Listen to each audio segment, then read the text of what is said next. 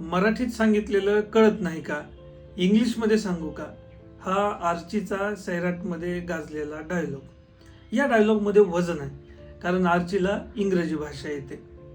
नुकताच चित्रपटगृहांमध्ये क्रांतिज्योती विद्यालय मराठी माध्यम हा मराठी सिनेमा प्रदर्शित झाला आणि एका जुन्या चर्चेला पुन्हा नव्यानं तोंड फुटलं की शिक्षण हे इंग्रजी माध्यमातून असायला हवं की मराठी माध्यमामधून.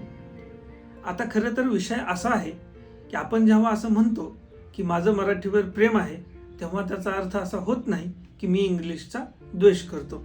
खरं तर इंग्लिश ही जगाची भाषा आहे. इंग्लिश ही ज्ञानाची भाषा आहे. त्याच्यामुळं इंग्लिशला डावलून आपण जगाशी स्पर्धा करू शकत नाही. परंतु दुसऱ्या बाजूला बघत असताना मराठी भाषा, आपली मातृभाषा टिकवणं, रुजवणं आणि वाढवणं तितकंच महत्त्वाचं आहे. आणि ही भाषा वाढवण्यासाठी आपल्याला मराठी शाळा टिकवायच्या आहेत. या सिनेमाचा एकूणच सूर हा आहे की मराठी भाषा जर जगवायची असेल तर मराठी शाळा टिकल्या पाहिजेत. आणि जर मराठी शाळा टिकवायच्या असतील तर मराठी शाळांची कमी होणारी पटसंख्या आपल्याला थांबवावी लागेल. मग इंग्रजी माध्यमामध्ये जाणारी ही मराठी मुलं जर दुसऱ्या इंग्रजी दर्जेदार शाळांमध्ये जात असतील तर एक वेळ समजू शकतो. परंतु मराठी शाळांमधून अतिशय टुकार अशा इंग्रजी शाळांमध्ये फक्त माध्यमाचं कारण देऊन जर विद्यार्थी जात असतील तर मात्र आपल्या समाजासाठी ही चिंतेची बाब ठरू शकते. त्याच्यामुळं याच विषयाचा सखोल अभ्यास करण्यासाठी, या विषयावर चिंतन करण्यासाठी नमस्कार, मी विश्वजित आवटे माझ्या यूट्यूब चॅनलवर तुम्हा सर्वांचं स्वागत करत आहे. इंग्रजांनी बांधलेली शाळा आहे. जवळपास आता त्या शाळेला 99 वर्ष पूर्ण होत आहेत आणि ही शाळा विद्यार्थ्यांना बसण्यासाठी सुरक्षित नाही याचं कारण देऊन सरकार आता ती शाळा पाडण्याच्या बेतात आहे. खरं तर इंग्रजांनी बांधलेलं काहीतरी इतक्या लवकर पडू शकतं याच्यावर माझा विश्वास बसत नाही, कारण ते म्हणजे आत्ताच्या कॉन्ट्रॅक्टरनं बांधलेलं नाही आहे. म्हणजे इंग्रजांनी बांधलेले पूल आपण अजूनही त्यांच्यावरून जातोच आहे. मग जेव्हा हा सिनेमा जसा पुढे सरकतो तसं या शाळा पाडण्याचा जो प्रोग्राम आहे याच्या मागचं खरा उद्देश पुढे येतो. तिथं असलेला एक राजकारणी डॉन माणूस आहे, त्याला ती शाळेची जागा हवी आहे आणि त्या शाळेवरती फॅन्सी नाव असलेलं इंग्रजी माध्यमाचं एक इंटरनॅशनल स्कूल बनवायचं आहे. परंतु हे जी शाळा आहे त्या शाळेमध्ये स्विमिंग पूल असेल, बास्केटबॉल कोर्ट असेल, फुटबॉल कोर्ट असेल, बाकी सगळ्या सुविधा असतील. परंतु ही शाळा सामान्य माणूस, गरीब माणूस यांच्या विद्यार्थ्यांसाठी परवडणारी नसणार आहे. त्यांच्या खिशाला ही शाळा परवडणार नाही आहे. त्याच्यामुळे याचा अर्थ असा होतो की शिक्षणापासून त्या खेड्याच्या आजूबाजूला राहणारी जी काही विद्यार्थी आहेत, जे काही सामान्य गरीब मुलं आहेत, ती शिक्षणापासून वंचित होणार आहेत.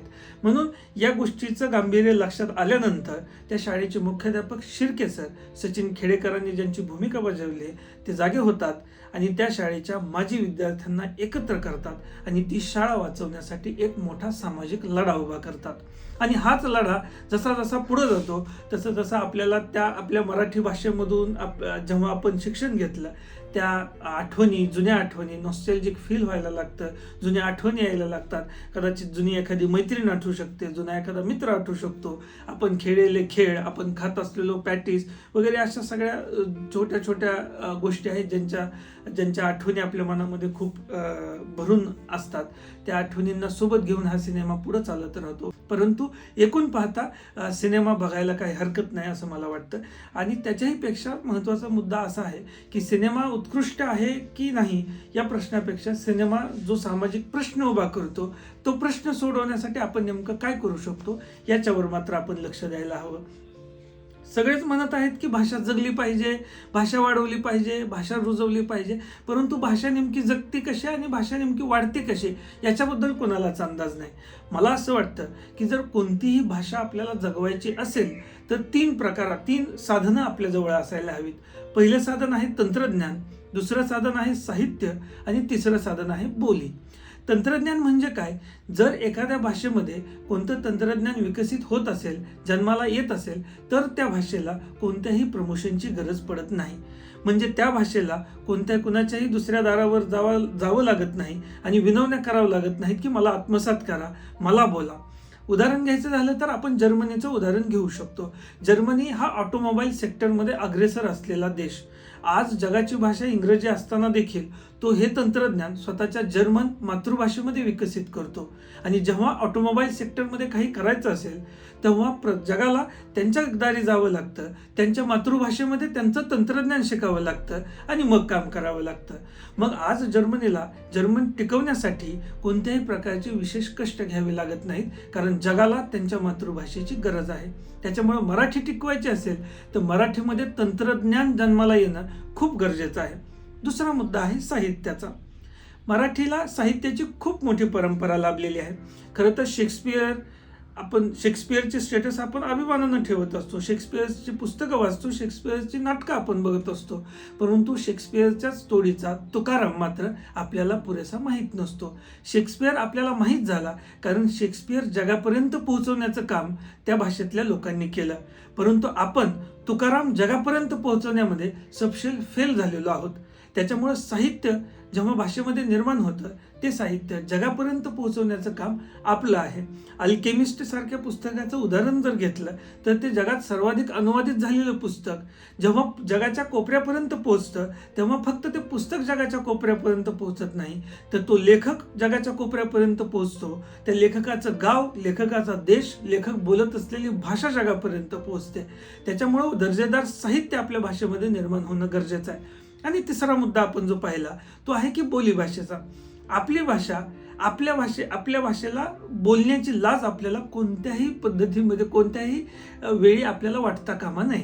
आपण जेवत असताना डायनिंग टेबलवरती आपल्या मित्रांसोबत, आपल्या मैत्रिणींसोबत गप्पा मारत असताना आपल्या भाषेमध्ये आपण ती जास्तीत जास्त वापरली पाहिजे. याच्यासाठी सगळ्यात महत्त्वाचं आहे की आपल्या मातृभाषेमध्ये किमान प्राथमिक शिक्षण विद्यार्थ्यांना दिलं पाहिजे.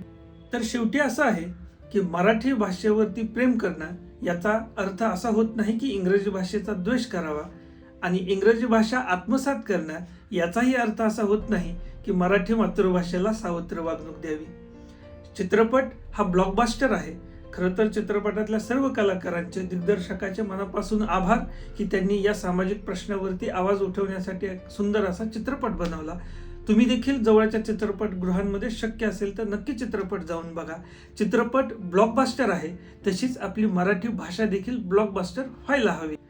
असेच YouTube व्हिडिओ पाहण्यासाठी पसंत करा, इतरांना पाठवा आणि सदस्य व्हा.